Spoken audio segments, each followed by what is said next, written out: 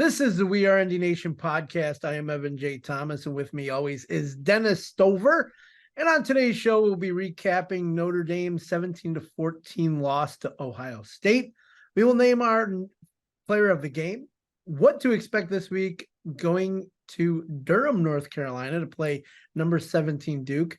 Name our Jesus Christ, am I having issues here? Okay, that's what the Name game that was. former ND player with Dennis. All bets are off today of our the swear jar. Swear limit has it might be lifted. a lot. And later in the show, we already did this interview earlier, but we will add this in. We will have our first non-Notre Dame guest, as we will have the tight end of arguably the most dominant team in NFL history, 1985 Super Bowl champion and Colorado Buffalo tight end, Emery Moorehead, as we talk Deion Sanders and the crappy Chicago Bears. So that's what we're going to do. So let's start off, Dennis. Segment number one. Segment one. 17-14 on a last-second touchdown. That was basically one of those games where all they had to do was make one play and didn't. So, Dennis, how was this game lost? It was just that. It was the players and the coaches collectively lost it together because when you go back and DJ Brown makes an interception, the game is over. Gerard Parker, for some fucking reason, calls a screenplay. Just run the fucking ball. But he calls a screenplay. And if it worked, he would have probably gone to the house. But he doesn't need it to work because you're up by 4 and you're just running the fucking clock out. And then a good old coach, 10 guys on the field, not once, but twice. Twice. So, and Al Golden, for some reason, playing prevent defense and giving up a 3rd and 19. I mean, you take away 5 of those things and we win. I said it in one of the first shows, and I'm saying it fucking again, and I should have never went with it. The coaches are going to blow the game, and they blew a fucking game. I know you're not going to breathe through this, but yeah. I totally agree. That's all. I mean, it's a couple days ago, and it's only football, and it's just, man, it's how many times since 1993 do I have to go through this shoulda, woulda, coulda fucking moral victory bullshit? Win a fucking game in a big game, please. That matters. Not just enough of this moral shit, man. Yeah, it was one of those where the last 4.5 minutes I couldn't sit down at all. I was up. I was jumping around when they scored. This to me was one of those games where, like you said, it came down to one play. All they had to do was make one play. You had 2 chances to get a first down after you were just running the ball up their ass. Yeah, man. Right before that, you had 2 in a row, first down, moving the ball. And then, like you said, little stupid ass screen pass that almost got taken back to the house. And then whatever the hell that 3rd down play was, I don't know what the fuck that was either. But then you punt it, and that's right to the point where, like, you have McCord playing for OSU. It's one of those games. How are you going to let that kid beat you, man? Exactly. But he did. And yeah, it was lost on multiple situations. So I want to go to something positive now. Player of the game. Do you have a player of the game from this game from Notre Dame? Player of the game? Oh, boy. Let's think about this. Probably Jean JBB. He was awesome. Against his old school, he went pretty bananas. I forgot the stats, but man, he was all over the place with them. Defense just hurrying McCord, breaking up passes. I mean, he had a knockdown on one of the passes. He had a sack, I think, as well. So he was all over the place. I think he had 8 tackles and 2 or 3 for losses. So he was right in there. My player of the game, I picked Benjamin Morrison, just by the way he played Marvin Harrison Jr. Obviously, that play that was pretty impressive. It was amazing. He blanketed him. 3 catches. 3 catches for 22 yards. 32 yards. 3 catches, 32 yards by Marvin Harrison Jr. Obviously, Harrison got rolled up at one point and almost, I thought he broke his ankle just the way it looked, but you couldn't really tell. So he was my offense or total player of the game. Hartman, Yeah. quarterback, 17 to 25, 175. He didn't do anything to lose the game, but he certainly didn't do anything to win the game. No, but he And did. I thought that's why we brought him here. He had that play where they put him ahead 14 to 10. Yeah.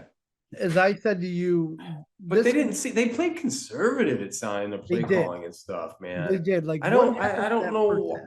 Ohio State is not a scary team. I mean, yeah, they're good, but they're not like last year's team. I was scared of that game. Like, I was like, we don't have a chance. I thought I can't believe we hung in there the way we did.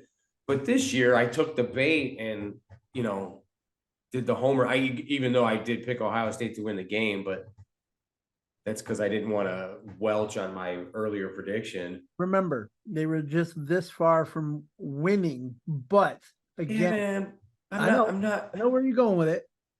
But to think about this, if they would have just taken that penalty instead of saying, well, we had no timeouts left. Then that gives them 4 more tries. Not with 1 second. So it's like the Bush push. Oh, right. That's right. The clock. With 1 second left, you only have 1 chance. That's right. I forgot the time. Take that chance. You take that penalty. Well, so it's all down to coaching. Exactly. Coaching. And that's I said that. And that's why that's why I'm still sticking with 9-3, because they found a way to fuck this game up, and they'll fuck up another one too. Duke's not going to be a pushover, and spoiled children sure as hell ain't going to roll over either. So. Yeah. All right. And then you still got Louisville, Clemson. But still, it's in Death Valley, and they took Florida State overtime to beat them. And Florida State's clearly a better team. Yeah. Yeah, man. It was tough. Yeah. It's honestly, it's unacceptable. It's beyond tough. Oh, well, another guy you could have given a player of the game to. You had Mitchell Evans, tight end, 7 catches, 75. Yeah, he was. I mean, the people. Jeremiah Love was the old line, 0 sacks. He didn't get sacked, and Hartman didn't throw. He hasn't thrown an interception all year. That's why it's this game. They had no business losing that fucking game, and they'll never be a great team until they win this game. Another push 19 Georgia, fucking anytime we went to the playoff championship, the ACC in our ACC year, and how cool was it that we beat Clemson that year? Then they didn't have Trevor Lawrence. I mean, yeah, we won. We shouldn't have stormed the field. We shouldn't have stormed the field then. We didn't do anything, because everybody after that game was like, Notre Dame's back. Notre Dame's back. Well, back from where? We're still at the fucking grocery store, you ask me. Yeah, and shopping down some aisle looking for fucking who knows what. Look for some fucking wins. Yeah, it's just nuts. And they lose these games. I'm sick of these Rudy fucking moments, man. I wish that movie was never fucking made. Because it's ridiculous. It's absolutely ridiculous. I'm sorry to laugh, but no, you should be laughing. I love when Dennis really... It's just I'll give it all back if I can just win a game like that in a national title. They can have it all, everything. Hey Dennis. Rudy was offsides. Yeah, he was. All right. So the one thing that you and I have been talking about since day one of this season, tackling by the defense. Yeah. The one time, or more than one time, obviously the goal line stand was tough, but to let Trayvon Henderson run 61 yards on that 61 yards. They had 126 yards on the day. Half of it came on one play for a touchdown. If that didn't happen, I hate to say, if it didn't happen. Oh, that's a good one too. Here's another one, because I was getting into this with my friend Kevin.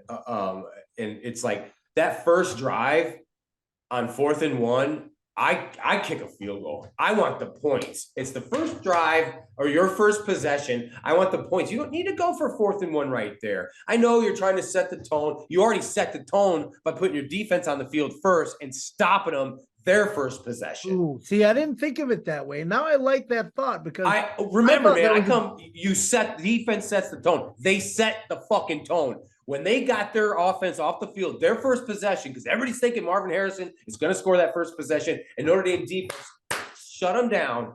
And then you left points on the fucking field. That's 17-17, and then we're in overtime.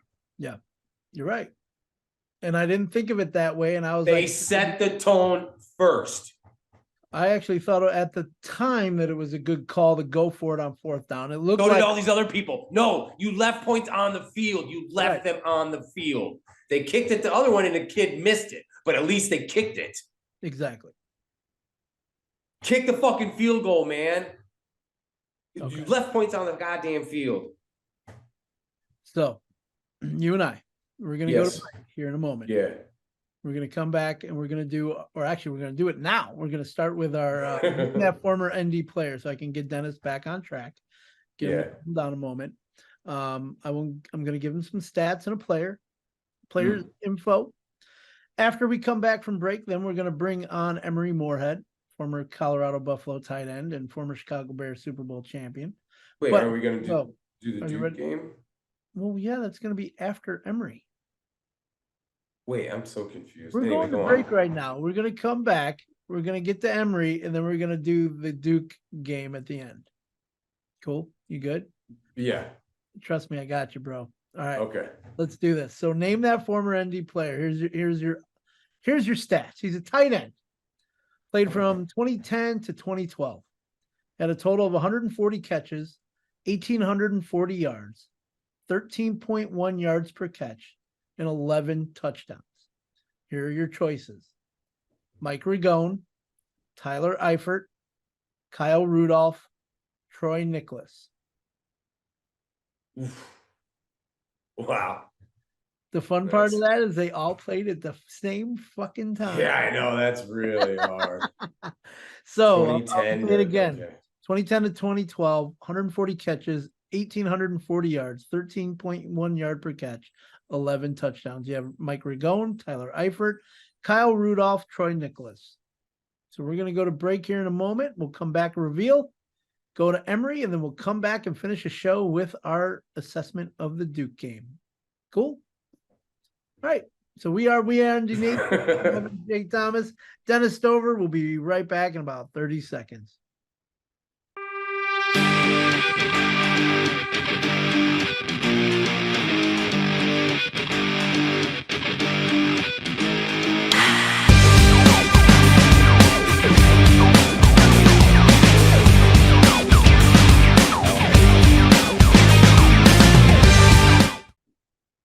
Welcome back to the We Are ND Nation podcast. Evan J. Thomas, Dennis Stover. We were right before the break. Started with name that former ND player. I gave Dennis some stats, which I'm going to give now, and 4 names in his multiple choice. So here we go. We have tight end from 2010 to 2012, 140 catches, 1,840 yards, 13.1 yards per catch, and 11 touchdowns. His options: Mike Rigone, Tyler Eifert, Kyle Rudolph, Troy Nicholas. Dennis, see what you got.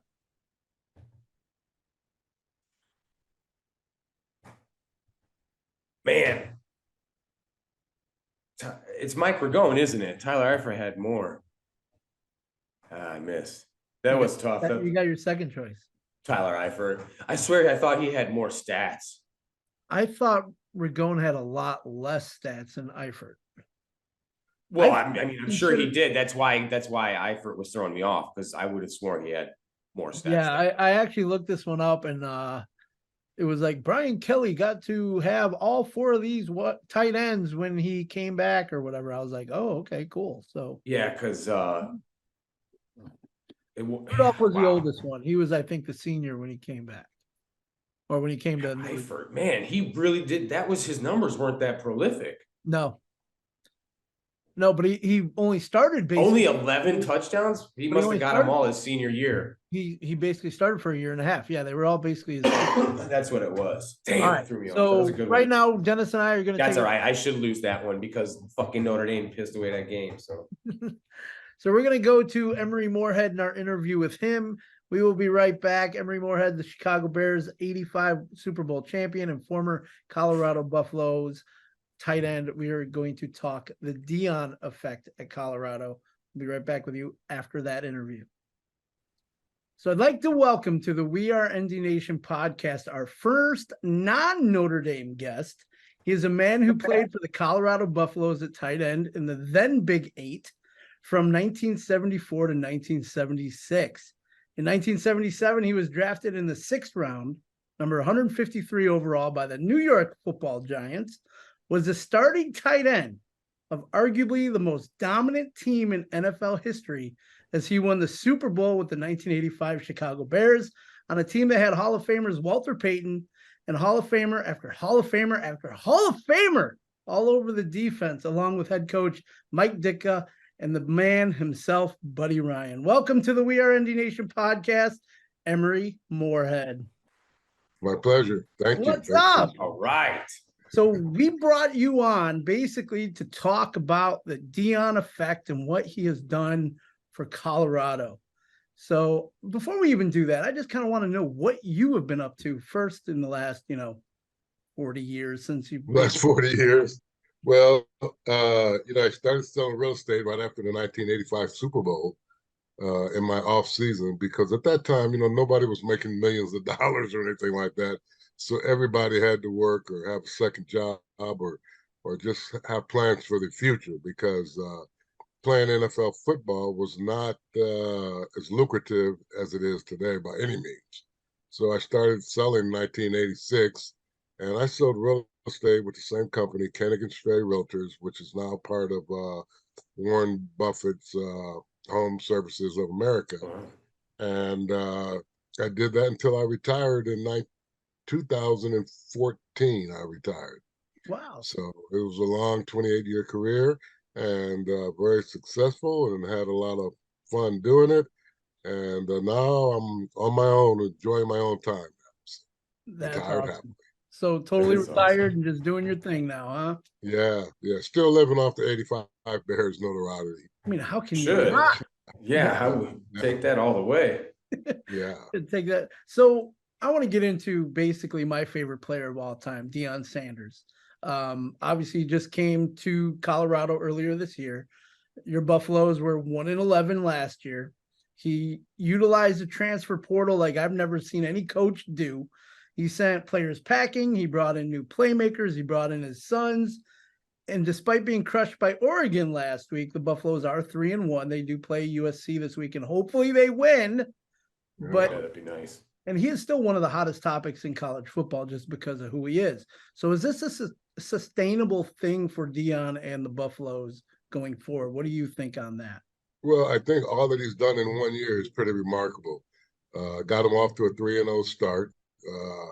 We knew that once he started the Pac-12, it was going to be a whole different ballgame, because the Pac-12 is loaded with talent this year. They got about 5 or 6 quarterbacks that probably going to be very high draft choices, including Bo Nix, who a lot of people saw this last week, who was an Auburn transfer for Oregon.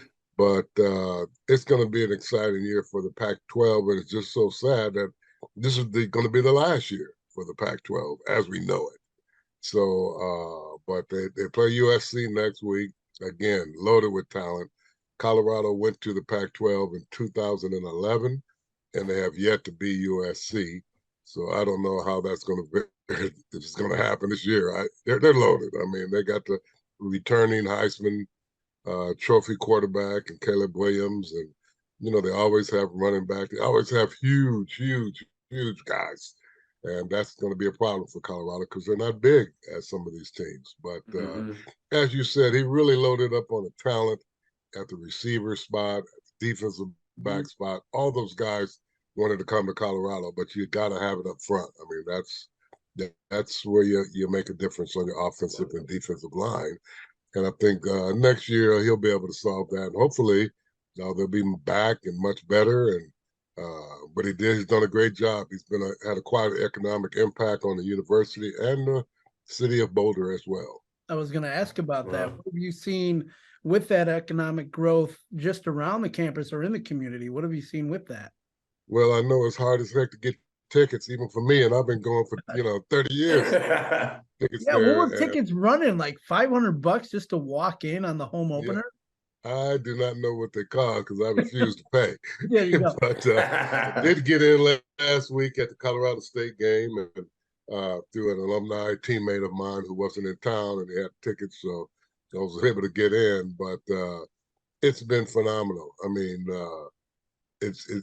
every seat is sold out for the rest of the year, and the merchandise is up 2,500% over last year. So it's really been a big win for the university. And when they signed Deion, they didn't know how they were going to pay the $5.5 million that he was Got it making. now. But they got it now, man. They saw got that it now. issue. Yeah. See, and that's kind of how you and I started talking last week. Was I was looking for merch and I couldn't find like anything that was good. And Dennis and I have been talking since week one. We've both been following Deion and the Buffaloes, but there was nothing that was available. Everything was sold out. And you even told me last week, you're like, well, hopefully they're going to be making some more merch, which obviously they will. But who knows when they're even going to get that stuff. So it's kind of like they just have to fill. They probably did not expect that type of mad rush for Buffalo merch. Yeah, I got a tip for you, though. I got an email from Colorado National Golf Course, which is the home of the Buffs golf team. They said, we have merchandise. And so I don't know how much they got, but when they send an email around, people like you are having trouble getting in, man, they probably sold out already today. Well, feel free, send me that link, and then maybe I could find some good stuff off there too. Yeah. Okay. So a lot of there's a big rumor out there that after Deion Sanders' sons leave Colorado, will he stick around with his contract? Like you said, at only $5 million, he's basically possibly underpaid. Do you think he would stick around if he has this type of success going forward? Well, that was always the question: is how long would he stick around? But his sons, they could come out this year. They could. One is done at the senior, and the quarterback is a junior.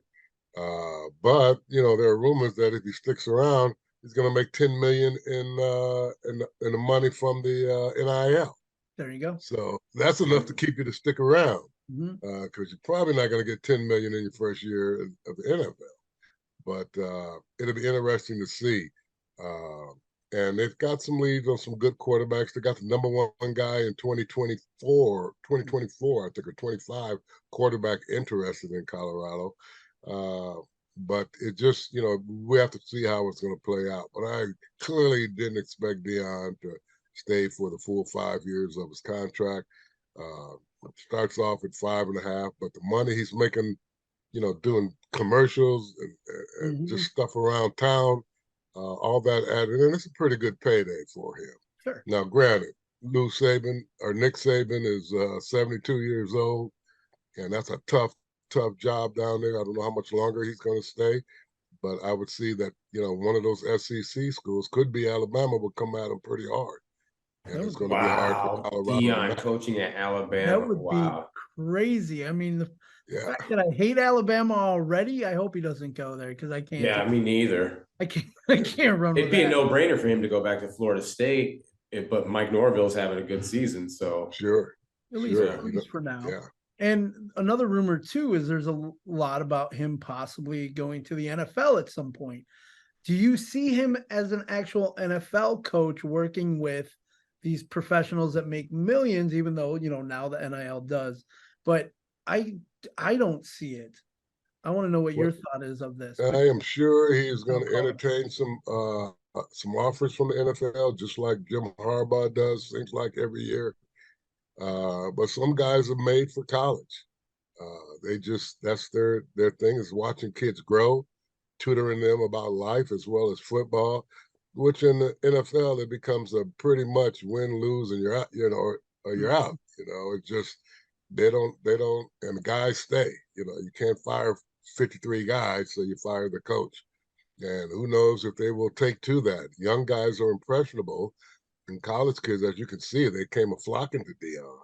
Yep. And I think that's what he likes. I think that would be a good thing for him to stay in the college and work with these young kids. And, this is his first Power 5 job, and he can see the opportunity that it is opposed to like Jackson State. And there's opportunity here too. So I like him as a college coach, and I like him at Colorado. I just hope he sticks around. Yeah, being a college coach, he's been amazing. So especially with his Jackson State stuff. I do have one more question about Deion with you. So there's a lot of people hating on him all over social media. I see it everywhere in all these groups. But all I see is him putting up these positive tweets, talking positive. That kid that hit Travis Hunter a week or so ago, he backed him up on the play, and he's encouraging his players to always be better. And he's just a leader. So why is he getting all this hate? Well, he gets the hate because everybody hates that he's getting all the notoriety, especially other coaches that have been in the profession for years. And all of a sudden it's Deion, Deion, Deion. And Deion always had a mouth now. He always be talking trash. And, he's kind of bringing a lot of it on himself, but he's a big guy. He can take it. And, you just got to back it up with wins, because that's the bottom line, is how many wins and how many losses. But he's got to know all the things that he said, everybody's coming after him. And nothing would be better for any coach than to have a feather in their hat of beating Deion Sanders. And that's just what he brought on by everything he's doing. But he's also awakening a lot of eyes.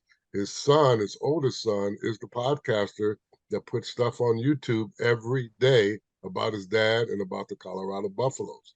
And a lot of teams are seeing value in that. That, you know what, let's get a full-time videographer out there that's telling everybody what's going on with our team each and every day. And, so he's got a lot of people thinking and rethinking a lot of things. He came in with a new coach. You get more advantageous transfer rules. And he's taking advantage of that, along with the senior transfers, along with the 1 year chance you get to transfer. And it's redone the program over 8 months. So there's a lot of coaches that are going to say, why don't I do that when I'm taking this new job?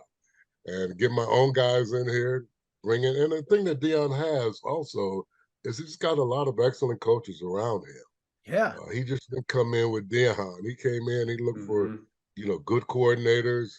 His coordinator at Jackson State is the receiver coach, so he kept him involved. He got the head coach at Kent State, which is more of a speed-up offense, but he hasn't had an advantage to do that yet because the offensive line is not clicking, and they've had people coming in and out. But there's a lot of potential with that staff. I really like the staff that he put together, and I think that's going to help him in the long run, and it's going to help the staff that's there. So they're all in a good position. They just got to win. After USC, they get a little break. They got Arizona State, who's in a bit of a transition as well. But the Pac-12 is really strong. Utah's a good team. Washington's a good team. We saw what Oregon had. And ironically, the two teams that have never been that big of a powerhouse in the Pac-12, and only two that are left, Oregon State and Washington State, are really good. And so he's got a tough schedule, but if they could get to 6 wins and get in the bowl game, they'll be naming streets after him in Boulder. Yeah. So you were mentioning about some of the coaches. I read that Warren Sapp is going to be joining his squad next year. So that's pretty cool too. Yeah. Warren wants to come and play or coach at Colorado. I think he has to get an degree to come there. He said he wanted to finish up his degree, and then he was going to come. And Coach Prime said, "Come on, man, they want you." And kids gravitate to people that have been successful and have success in the NFL, because let's face it, all these guys think they have the talent to get to the NFL, but all you want is a shot. You just want to get in the training camp and see if you got it. And Deion can provide that for these guys. All right, we got some fun questions up for you next. Dennis, you want to go with yours? Sure. I got a couple, Emery, and thanks again for coming on the show. It's really wonderful. How upset was Walter Payton that he didn't get a touchdown in the Super Bowl? Honestly. Well, he was upset. I mean, he locked himself in a room, and they had to go get him to get out there to do the interviews. So he was really upset. That sucks. Yeah. Yeah, but he carried the ball 22 times in the Super Bowl. But the thing that they wanted to do was stop Walter Payton. New England, really, that was the plan. Make everybody else beat him. But we were looking on that team. I mean, the Fridge had 2, didn't he? He had 1, and Matsui had 1. Right. The defense had a couple. They had a safety. It was just the game got out of hand, and before you know it, the game was out of hand. And Walter was on the sideline, and he didn't get that opportunity. And Dick is not the kind of guy to try to run it up on somebody. If it didn't happen early, it wasn't going to happen, because with about 6 minutes to go in the third quarter, that game was done. Over. It was over, and it's no use in just getting people in there. And they did bring him back for a couple plays, but in the fourth quarter. But again, their object was to stop Walter and make everybody else beat him. And Willie Gault had like 122 yards receiving. Everybody played. I mean, everybody. And that was the way that team was the whole year. I mean, it was a fantastic team that was loaded from top to bottom. And I think we had like 22 out of 45 players score points for the Bears that year. That's crazy. I mean, that's how crazy it was. Everybody was having the ball, and everybody was scoring. So sad that he didn't get it. A chance to, even more so, it's sad we never got back to another Super Bowl where he had. Yeah. Even the next 86 the next year should have went to the Super Bowl. I think we lost to the Giants, right? Yeah, we lost to I believe the Redskins in '86 in the divisional playoffs. Then we lost to the 49ers at home, the game that was like fair weather, and they came in and beat us in Chicago. But we had 3 teams in a row that were 12-4. 86, 87, and 88. Very good teams, but we never did make it back to the Super Bowl. Wow. Dang. Okay, and then is the Super Bowl Shuffle really a good song? No, it's a horrible song. I mean, it was great back then because nobody ever done it, and the technology was what it is back then. And the dancing was what it was back then. It sure was, yeah. But if you look at it today, it looks a little bit kind of lame, but back then. A little dated? A little dated because we didn't have the technology. But the fact is, that song, when it came out, it sold more huge. VHS videos. It was second only to Michael Jackson's Thriller. So that's how popular that song was. And they got a platinum. Yeah, they got a platinum award for the record. Yeah, so I think my mom still has the 45. Yeah, that's what I got too. I got it somewhere around here. I don't know where it is exactly. It was a huge success. Dennis, did you have any more? Because I got a fun one too. Yeah, I think I got another. So go ahead, Ed. Go ahead. All right, Emery, why are the Bears such a bad franchise? Well, I think it's true. Quarterback play for the Bears has not been great over the years. I mean, before Jim McMahon had success, it really went back a long way. I mean, Sid Luckman, probably the last Pro Bowl quarterback before McMahon, and they did have Mitch Trubisky. He did make a Pro Bowl. They did make a Pro Bowl as like the 8th backup, so that Well, when you have the way they have it now, where the Pro Bowl is played between the NFC and AFC championship and the Super Bowl, well, obviously, the best quarterbacks are probably going to be on those teams right there. And then people and now this Pro Bowl is nothing but a throwing contest or running. They don't even play the game anymore. So and a lot of people do not want to do it because they've done it before, and they took it out of Hawaii. So now you're in Las Vegas or Tampa. It's not as much prestige to take your family to those places. What you can do on your own when you're making $50 million a year. Right. So it's just not as, but Mitch made it and it's on his resume, so he got it. He got something. The last Bear quarterback to make the Pro Bowl. That's a pretty sad stat. Yeah. And as I always say, Jay Cutler, since they always say he's the best quarterback since Sid Luckman, to me, that's like saying he's the smart kid in the dumb class.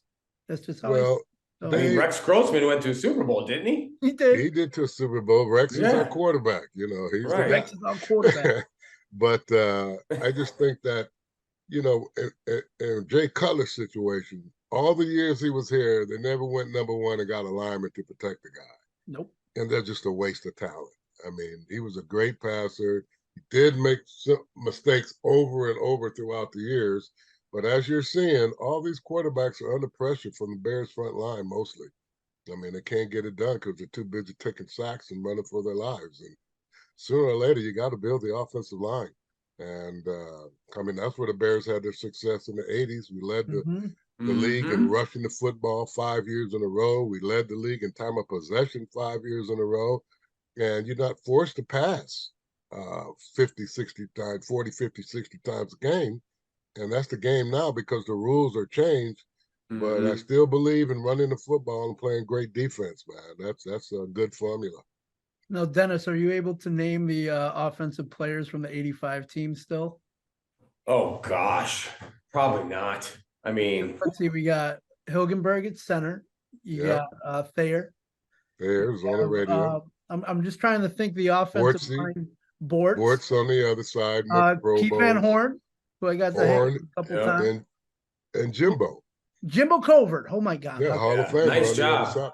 Yeah. And then Dennis McKinnon at wide receiver. Great receiver. All at wide receiver. You had Matt Suey. You had and then you had Sweetness and Jim McMahon.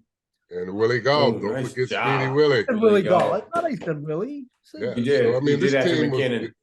Yeah, that team was loaded all the way around. And defense. And the great thing about that team is nobody wanted to be the one to screw the whole thing up because we had it rolling for a long time. And you did get to play with former Notre Dame DB Dave Duerson as well. So Double Dave Duerson, yeah. I got to meet him a couple times and was awesome, dude, and really cool. But man, it has been an absolute pleasure having you on the show. I know we're talking Colorado football and the Chicago Bears on a Notre Dame podcast, but you know what? Sometimes we go off track a little bit, and we do that. One more thing. What's the final score this weekend against USC? I hate to say it, but I think they're going to lose, man, again. Oh. I don't think it's going to be pretty, man. I mean, I've watched USC every year, and every time they come out of that tunnel, they do a thing where they put the biggest guys out front and let them run out first. And if you're on the field level looking at some guys, you're like, whoa, we'll never be able to manhandle those guys. So I think they're going to beat the Buffaloes again. My hope is that they can recoup from all of this and get a second win the second half and get it going again and maybe pick up 6 wins this year. 6 or 7 will be great. There you go. So, I mean, obviously from 1 last year to 6 to 7, that's a huge game. That would be a huge jump, and that'll get them on the track for next year. Yeah. For sure. And they'll be in the Big 12 next year, which is the conference they could win next year. Well, the way they played that first game against TCU, it looked like they were already in there in a scoring battle. They don't play much defense in the Big 12 these days. Yeah, they don't have games at USC either. So you might have a shot. You might have a scorer's shot. Well, we're missing our two-way player too. They got hurt against Colorado State, so that's like getting 2 starters out. So Travis Williams, who's a great guy. Yeah. Again, thank you for being on the show today. So Emery Moorehead, former 85 Chicago Bear, former Colorado Buffalo tight end. Thank you, guys. Thank you for joining us on the show. We actually still have to record the rest of our show because you're going to be a plug-in in the middle of there. So okay, well, good luck to Notre Dame this week. Oh, thank you very much. Thanks, Emery. And I don't say that often. I have to say that. I appreciate that. Well, hopefully we beat USC in a couple weeks also. So there you go. Yeah. Okay, well, maybe we'll soften them up for you. Wait, I hope so. Yeah. I think you can beat them. Dennis. Thank you. I love your confidence. Yeah. Dennis, are you going to say what you normally say when we leave the show? Oh, is this the end of it? Well, for him. Yeah. Oh, well, I mean, I can. Fuck the University of Spoiled Children. There you go. That's for you. That's for USC. That's what we call them. So. Okay. All right. Appreciate that. We do swear on the show. So there it is. He got it in today. So Emery, thank you again. I'm going to stop recording now. All right. Back after the interview. I see what you did. See how I did that? Yeah. Amazing. All right. So Dennis and I are back. We had a fun interview with Emery Moorehead, but now we're going to. Yeah, it was great. It's a great interview. It was a lot of fun. It was fun. Good times. So what do we expect this week against number 17 Duke, who is 4-0? We are a 5.5 point favorite. Mm-hmm. We're going against up against Riley Leonard, who is basically a two-way player. The dude's putting up some numbers, not a lot of prolific numbers, but pretty good. They have a decent running game. What are you looking forward to in this game, Dennis? Man, it's really hard not to. I mean, it's going to be hard for them to go. I still think they're going to be hung over from this win. I don't know. I mean, this will go on the coaching staff. Marcus Freeman can say what he wants in the press conference about we have signals now, so the 10 men won't happen again. Why didn't Well, they it shouldn't have happened in the first place, honestly. I mean, it really should have And again, never two happened. times. One time, it should Yeah, sure, one time, but then the second time. Two in a row. Anywho, I guess I try to put that behind, but this game's gonna be a hard one to get over. I mean, I'll probably bring it up in other episodes of this season. Just given because it's just they had the game. That was Notre Dame losing the game, not Ohio State beating Notre Dame. That's for goddamn sure. I don't know. It's this one scares me, man. I can see Notre Dame losing this game because Duke is going to be fired up. Mike Elko is there at Notre Dame at one point when we were 8-0 and heading to Miami, and then he had the famous "we're going to go get a fucking national title," and then Miami put it on us that game. So that's what I remember of Mike Elko in his 1 year at Notre Dame. But he's a pretty good defensive coordinator. I mean, they did beat Clemson. I know everyone's going to say, "Oh, well, Clemson's not as good," and obviously they're not as good because Dabo's losing that team. Yeah. But with that being said, I don't know. The QB is really good. Notre Dame's going to be hung over. I don't want to. That's what I don't want to happen. What happened last year is because they hung with Ohio State for 3 quarters, and then they were like, "That was a moral victory," and then they lost to Marshall. And they shit the bed. And so I could see them do. That's my point. And I thought Freeman got over the hump and stuff. I know he's only a second-year coach, and the other coaches are new to their thing. But man, Al Golden, he really pissed me off, and I hate being right. Yeah. So far, and it worries me a little bit that I just see Marshall and Stanford again, and them having a letdown after a big game. tough one, man. Yeah. I know. I still see you, steaming and stewing and trying to get over it. We're going to go into our picks of the score after we do our pick another game of the week that you are looking forward to seeing. Oh shit, yeah. I forgot to do that. That's why all of a sudden I'm looking at my phone here. Well, we're gonna do it together, audience. How's that? We are. So go to the ESPN app or whatever you want to do and look. I use CBS Sports because I really fucking hate ESPN. I like Pat McAfee, so I have no problem with it. Yeah, I know. We have the Utah and Oregon State game. So we have Utah number 10 and Oregon State number 19. That should be a pretty good one. LSU Ole Miss. LSU Ole Miss, USC at Colorado. And if you heard what Emery Moorehead said earlier in the show, in his interview, you heard what he thought was going to happen there. That's about it. I mean, Kansas, Texas. Yeah, Kansas, Texas. LSU Ole Miss will be a pretty. It'll be all right. Should be, but Ole Miss should have beat Alabama last week. Oh, that Colorado SC game is at noon. That's cool. Yeah. All of a sudden they go from like 2 late games, or not last week, 2 weeks before, to like because there's so many TVs involved. It's going to be networks. Crazy freaking weekend with some games, and the fact that Colorado dropped out of the top. Wow.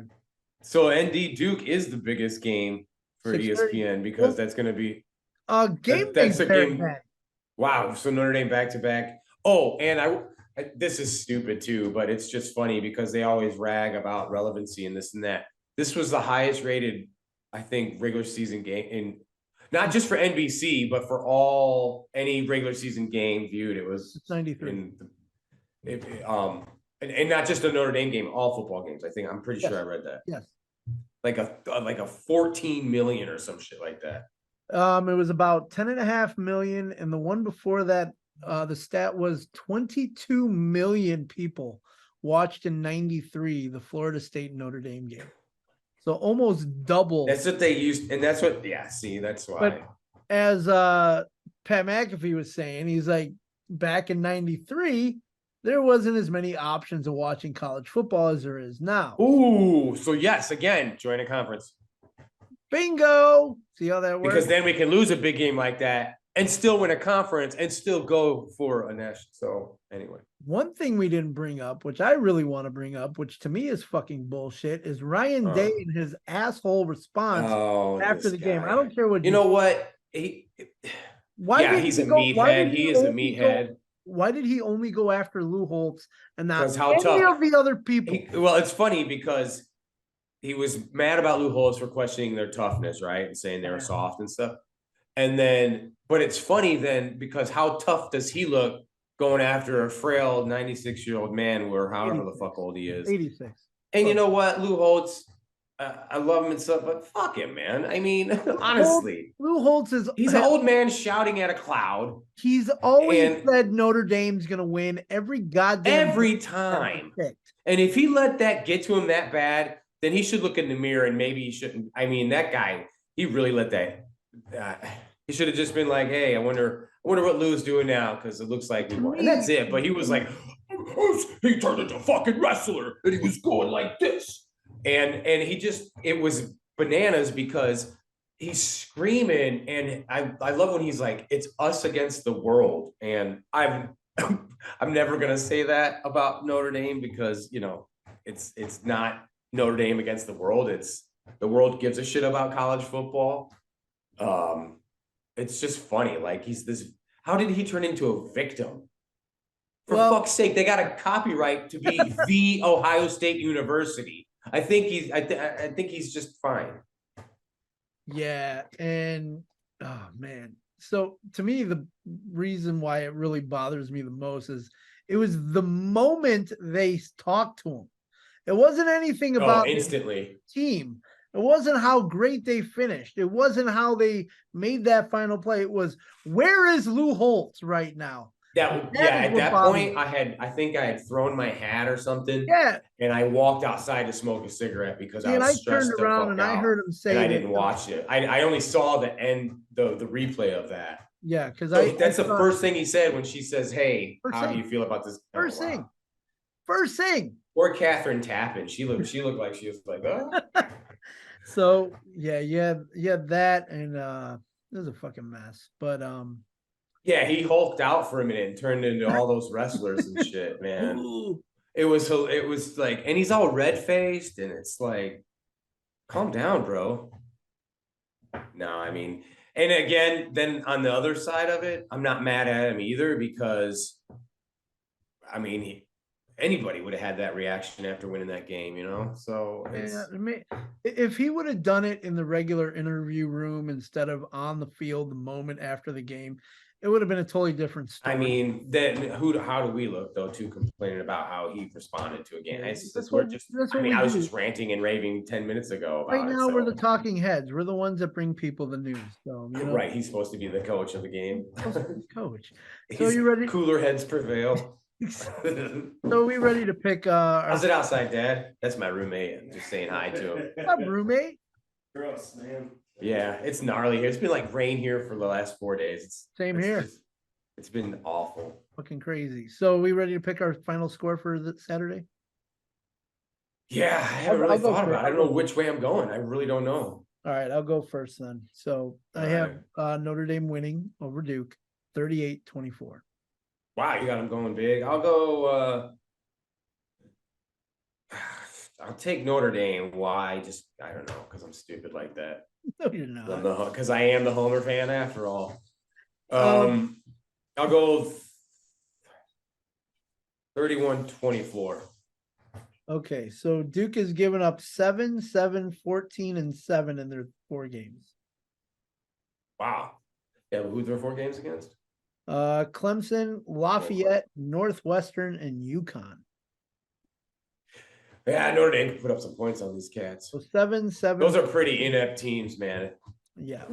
And then, the other thing I was going to say too, I just hope to all Ohio State fans who watch this show, if you even do so, I hope you go undefeated. Because if you don't, and you lose one game, especially if it's to Michigan, you'll never hear the end of it again. I will say, Because all the shit that I got this week so far. I have this hatred and for like certain teams and stuff. And now I don't want to say I had a respect for Ohio State, but they never rubbed me the wrong way now. Ohio State's moving up, man. Ohio State might be there now. They might be right under like the University of Spoiled Children and the Skunk Bears. And yeah, it's hard not to put them in there now. I don't know if you ever saw this picture that I have on my Facebook, since you're not on Facebook. But when I was at Ohio State University earlier this year, this is what I did. I know I. Oh man. Well, So- then I guess it's come back. So it get looks us. like I'm pissing on the wall, Wow. but I'm actually But you're not. That is a shadow of the little wall there. But I did pull my pants down. You and did my pull your girlfriend- pants down. And my girlfriend took the picture of me looking like I'm pissing on the wall. So I heard from a Oh bunch of man. Ohio State fans going, "Holy shit, did you actually pee on our wall?" I said, "Look closer." Yeah. No, Pretty brave, man. Yeah, Probably why we lost the game now, dude. yeah, that's all my fault for doing Your that back fucking to fault, Mark. man. So you, the coaches, DJ Brown for dropping the interception, and Evan Thomas for pissing on the wall. Yeah, man. What a fucker he is for doing that. Jesus. All because he pissed on the wall. All right, we done with today? Yeah, man. I can't. Yeah. I mean, I love doing the show and stuff, but it was really hard to do it. I didn't want to rant and rave like that, but I Hey, can't help knew it was because I've gonna been happen. screaming like that since Saturday. So I knew it was gonna happen. I'm kind of glad we did the show today because we had to get Emery on earlier day than Wednesday. yeah, that was a lot of fun. Can do Wednesday. So Dennis, man, thank you so much for again doing the show. Episode number 7 in the books. We are ND Nation. You can find us everywhere on the socials: Facebook, Instagram, Twitter. Our website is wearendnation.com. Dennis is nowhere except at his house or wherever he's working this week. Like I said, if you really have to get a hold of me, just ask Evan, and maybe you'll get the number and you can send me a text. I'll take all the hate mail. That's okay. It's all good. So I mean, no, that shouldn't be fair. I should be able to get some of that hate too. I mean, we get a lot of fuck good Ohio comments State. on. Fuck Ohio State and their fans. I don't care, but We they get won a the lot of game, and yeah, that's it. We get a lot of I good can say, comments man. though on YouTube. So thank you guys for supporting the show, especially those. Yeah, on thank you. YouTube. Anybody and everybody, haters or not.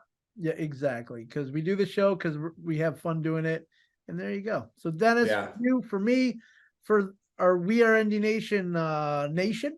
There you go. Until next week, go Irish. Go Irish and fuck the University of Spoiled Children. Boom.